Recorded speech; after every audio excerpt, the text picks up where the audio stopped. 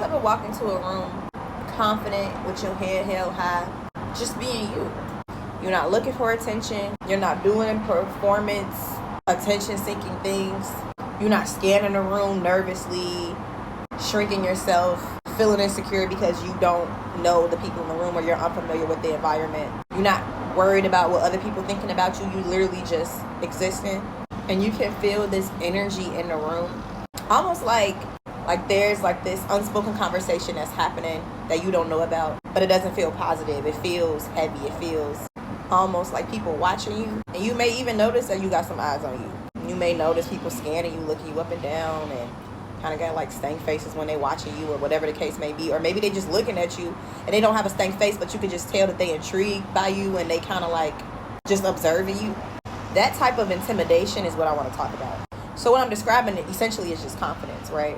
And when a confident woman enters a room among other women who may be confident or who may not be confident, or among women who are insecure or struggle with confidence, your natural effortless charisma and confidence that you exude out of you naturally is going to ruffle some feathers, especially the feathers of the people who don't know how to be confident but wish they could be. And you don't even got to be the most beautiful woman in the world. You don't even got to be the finest thing in the room. But when you have this presence that commands the room, it's felt and it's powerful. It's presence, it's aura. But especially when you're a beautiful woman, you're very attractive, people really gonna be mad because they want to assume these things about you. They want to assume that you think you're better because they are internally telling themselves that you're better than them. They want to place labels on you that they don't have any proof on, like you mean or you stuck up or you whatever. And in reality, it's really just a projection of their own internalized self-hate or maybe their own internalized insecurity or lack of confidence, that being in your presence makes it come to the surface so much more louder than if someone who wasn't as confident entered the room. Like maybe they shrink themselves and they scan in a room and they feel insecure. Someone like that entered the room, it wouldn't stir up these emotions inside of them that your natural aura stirs up within them. And as a confident, beautiful woman myself, I've had this happen to me so many times, pretty much my whole life, right? But see, me, I don't have RBF, and I'm a naturally friendly, approachable individual. So once I speak and I open my mouth, then I naturally have this magnetic pull to me and people want to talk to me because they already watching me and trying to figure me out. So then when I'm naturally friendly and approachable, people are like, oh, okay, she cool, I can approach. But not every pretty, attractive woman is going to be like that. So then when they not like that and they got RBF, now y'all assume that they mean or they stuck up or they think they're better just because they not talking to you. Like, you literally don't know them. And not everybody's super friendly like me. And that's okay. Some people have social anxiety. Just because they're pretty or attractive or they're confident doesn't mean that they struggle with anxiety for other reasons. Some people just don't feel like being bothered. The same way you get up one day and you just don't feel like talking to people because something happened to you at your crib or your job or your money or whatever the case may be. You don't know what people going through. I remember this one time I was at work, right? And I work with this one girl, and she's literally beautiful. She's gorgeous. She's actually a model. And she does have RBF. I remember when I first met her, I didn't assume anything about her, right? Because I don't know her. But I didn't know if she was friendly or not just because, and it wasn't because she was pretty, but it was literally just because, like, she didn't really, like, smile. She had RBF, so she really wasn't super friendly or approachable. But then when I'm the type of person, I'm going to talk to anybody. So I literally started talking to her, and I realized she actually cool as hell. She also had a, like, unique personality that you wouldn't think she would have. She's kind of quirky, not in a nerdy way, but just in a different, eccentric kind of way.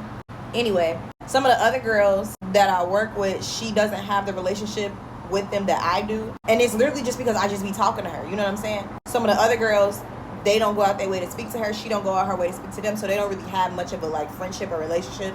So they just be kind of hating on her, right? So they'd be talking about her behind her back and not saying like negative, nasty things, but just kind of like you could just tell you hating on her because y'all just looking for a reason for her to like be doing something wrong. So I remember this one time she called off, right? And some of them was like, oh, well, if she had a photo shoot, she should have just called off ahead of time. Like, why would she call off the day before on our busiest nights off the bam? Like, she knew she had a photo shoot. She should have been said something about it, da da da da. So in my head, I'm like, oh, that's what she called off. You know, I'm asking them. I'm like, oh, that's what she called off. She had a photo shoot. And they like, I'm just saying, like, if she had a photo shoot, she should have just said that, da da da. So I'm like, so y'all don't even know why she really called off. Y'all just assuming she had a photo shoot because you know outside of her she modeled. Once again, as I'm saying, y'all looking for a reason to not like this girl. And whole time, come to find out, it wasn't even no photo shoot. It was like she really was going through something that day. Like, I don't know. It just be, when I be seeing people hating, I just be like, I don't say nothing. And also, some of these girls, they way younger than me. Like, they in their early 20s. I'm damn near 30, you know what I'm saying? So I just be letting it be. I ain't trying to auntie nobody or nothing like that. But as someone who, like I said, has experienced a lot of, like, this natural hating that people like to do, when I see them doing that to her, I'm like, y'all just hating on her because she cute. And because she not going out her way to be y'all friend. And once again, she's not mean. She not walking around like she, you know, better than people. Because it is a lot of pretty mean girls out there. That's where they get the stereotype from. You know what I'm saying? So I'm stuttering.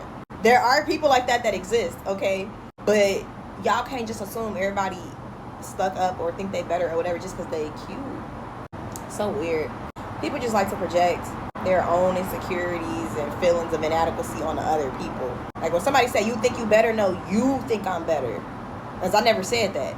So if this video resonates with you and you're that confident person that enters a room and commands the floor without even trying, it's effortless, and you're not walking around with your nose in the air thinking you better than nobody, talking down on people or whatever the case, you just literally living your life and existing, keep doing you. Keep being you. Because guess what? These people that's mad, they want to be you. They wish they could be you. And it ain't your responsibility to help police people's own insecurities. So keep shining, my queens.